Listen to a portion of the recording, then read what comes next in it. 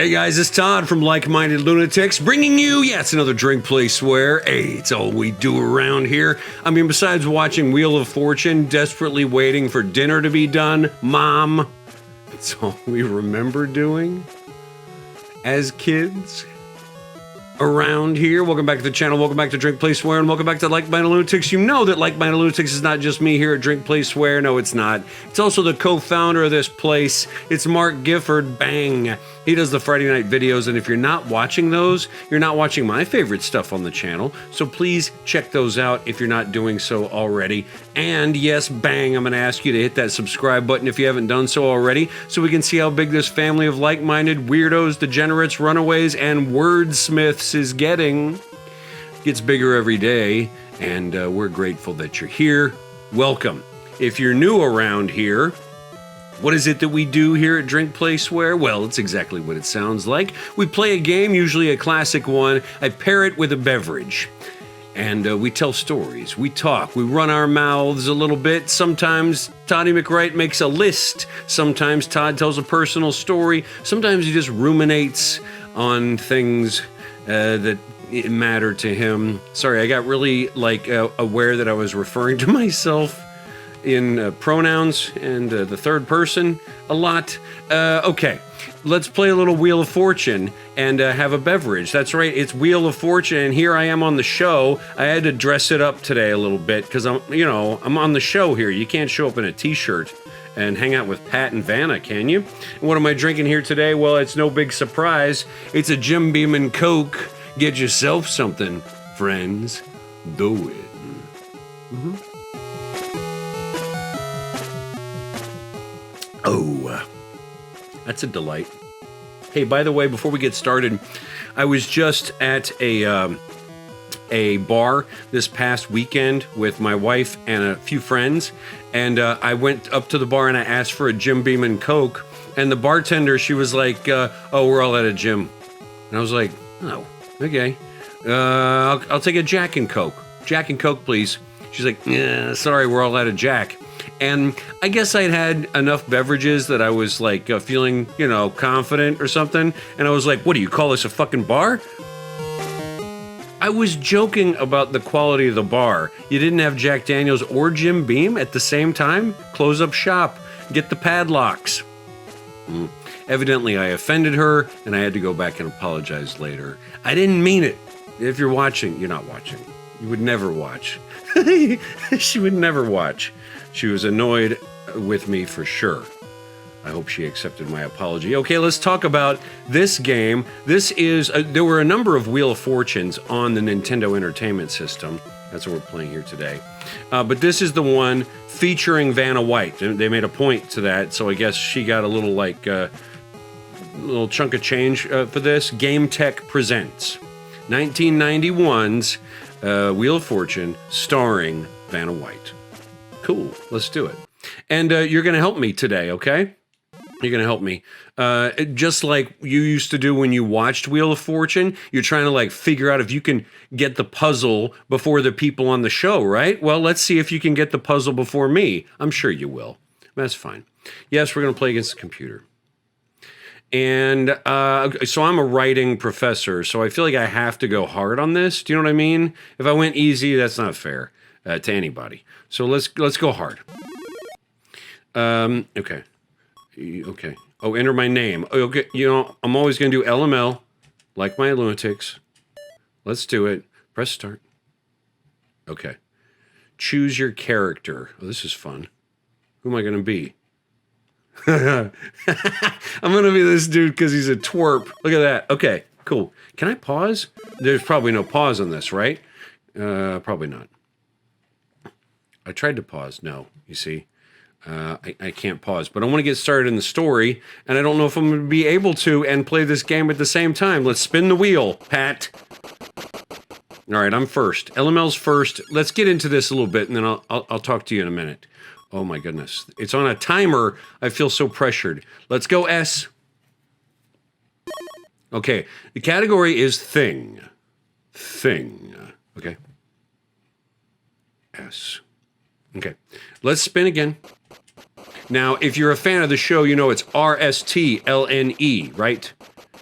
And then you do an A maybe if you got a little cash. What? Bankrupt? Sarah gets to go next. Thanks a lot, Sarah. While Sarah's playing, I will say that I actually have a friend who's been on Wheel of Fortune. She's amazing at games in general. And yeah, she won. But it was like, I don't know, I was a little bit frustrated. I was a little bit insulted, Anna, if you watch. Because like you already had a nice car and you won a car? Get the fuck out of here. I'm just kidding. Okay, what do I want to talk about today while Sarah continues her success? Well, let me get my phone out because I got some words I want to talk about today. That's right. While we're playing Wheel of Fortune, I want to talk about words because I am passionate about language and passionate about words, and so it might be a nice thing to do to feature that on the show. I love how strange the English language is. And just for a little history lesson, of course, the English language is strange because so many people have been in charge of people who speak English, right? So it's a Germanic language. What are we looking at here?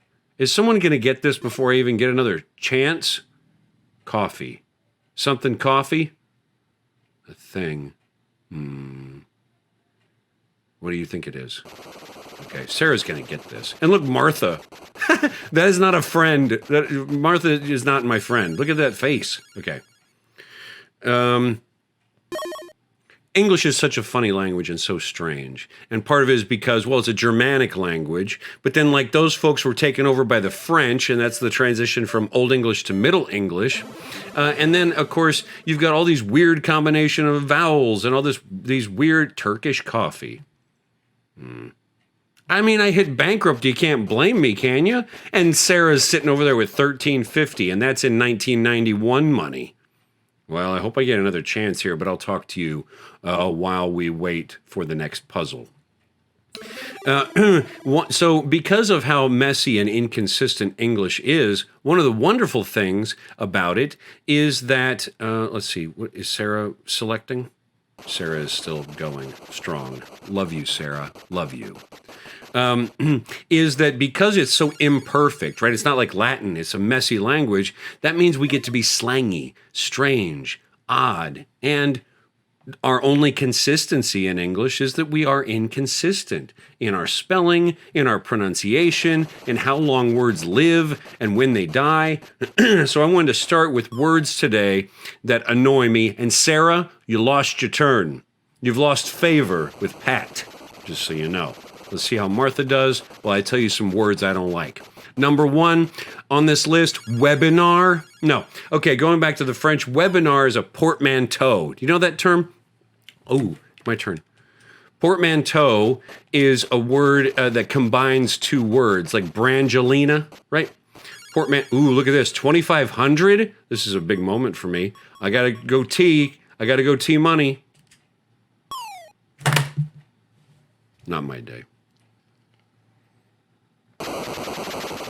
And webinar is like the grossest portmanteau that's ever existed because it's web, prefix is web, meaning like the World Wide Web.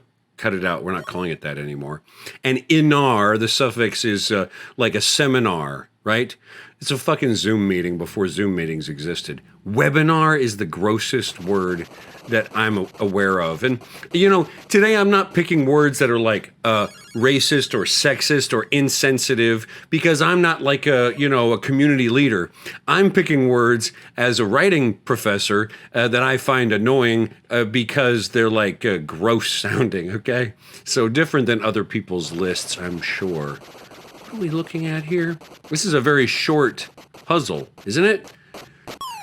You lost your turn, Sarah. I told you lost your favor. This is a person?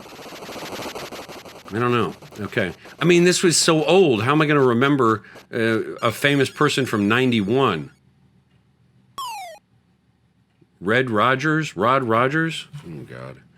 All right, let's buy I don't have any money. I can't buy a vowel. Okay. Let's spin. I'm going to hope a D. I'm going to hope for a D. What is another word that I dislike in the English language? No D's. Rob Rogers? What are we looking at here? I don't know. Who's Rob Rogers? Someone can tell me. Another word I dislike, luncheon. No. Luncheon? If you ask me to attend a luncheon, bankrupt Sarah, I love that for you. If you ask me to attend a luncheon, I'm not going. No, I'll have lunch with you, and I will even have lunch with you at an odd time of day, 10 o'clock, 11 o'clock, 1 o'clock, 2 o'clock, but I am not attending a luncheon, okay? Is it Rob? Rob Rogers? Let's try that. You know what a luncheon is? A luncheon is like a time when people get together to eat and listen to someone speak that no one wants to hear speak. Right? No bees. I stink at this game. I wouldn't have won. I wouldn't have won if I'd been on. But at least I've got a nice shirt on today. Luncheon, I don't care for. What do we got? Roy Rogers? I should have got Roy Rogers. All that's left is vowels, so someone's going to have to, yep, they're going to have to guess it. If they don't know it, look at Sarah with her smirky face. Did you see that? They gave her a smirky face right there? I don't appreciate that. Okay, let's finish up the list because I clearly lost this game and have no business playing it, but I do have a few more words for you. A series of words here that bother me are words that, like, there are several ways to pronounce, but I don't know which one to use. Apricot and apricot. I mean, I'm saying apricot, and I kind of don't respect you if you say apricot, but I could be wrong on that.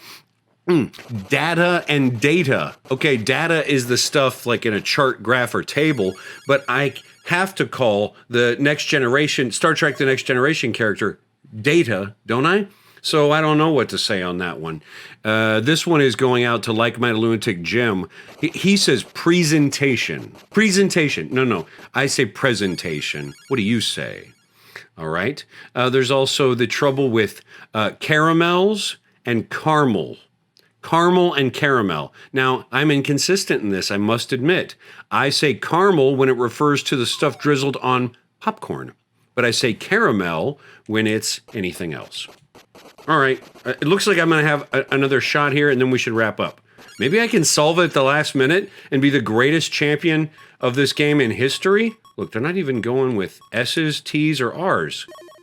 I got an S. Okay.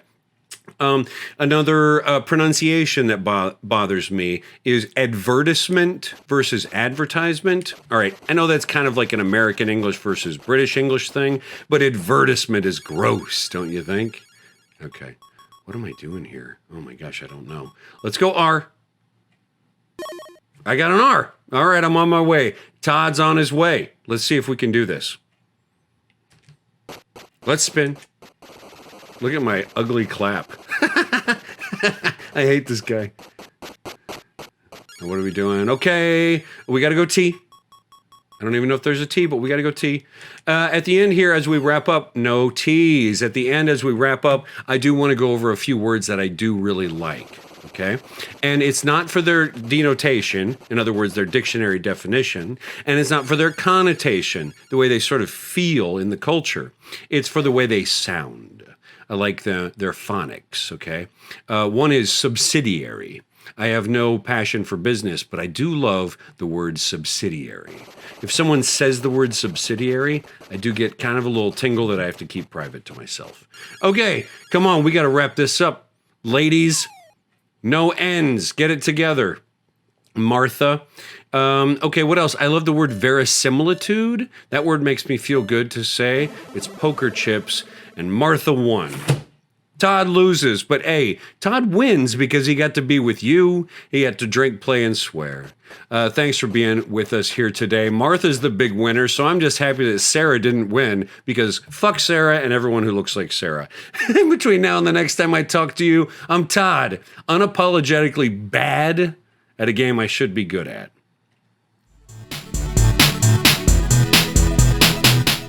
Oh, see ya.